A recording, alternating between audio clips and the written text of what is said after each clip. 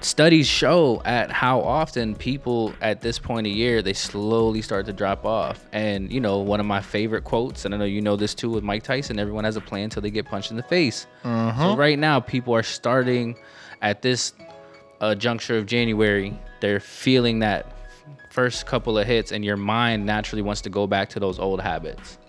Because your brain's an algorithm. Let's face it. We're all slaves to our own habit. So what are you doing now to make sure you're winning that battle? You know, what are you doing to make sure you don't give up on, you know, what you're striving for?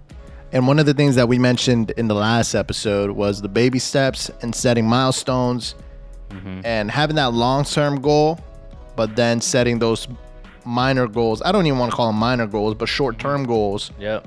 To kind of baby step into it. Yep. And around this time period, I think people set that really big goal, and then they compare how far they are. Yep.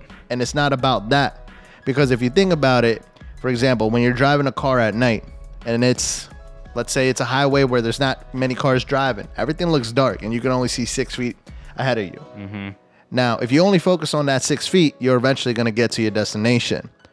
But if you're focused on looking at the GPS and looking at the number of 40 miles left or 60 miles left, you're going to feel very down, and you're going to feel like you have so much to go. That's facts. And part of it is also depending on who you surround yourself with, like we spoke about in previous episodes.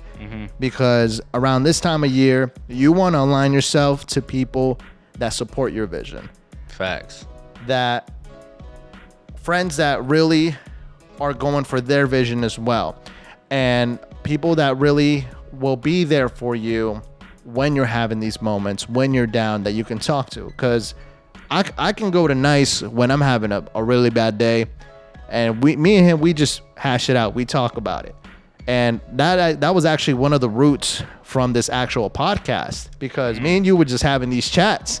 Sometimes you would call me, I would call you, and it wouldn't be like complaining or anything. It's just, you know, two brothers talking and venting it out, and it's completely healthy and having a conversation.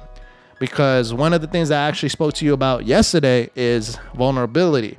And learning how and when to be vulnerable. Because growing up, especially like I was growing up in like that old school mentality where a man has to be, not show his feelings, not be vulnerable, always hold like this facade in front of society. Eventually that builds up and it affects your mental health. That's facts. And it's going to get to a point where you break down, and when you break down bad.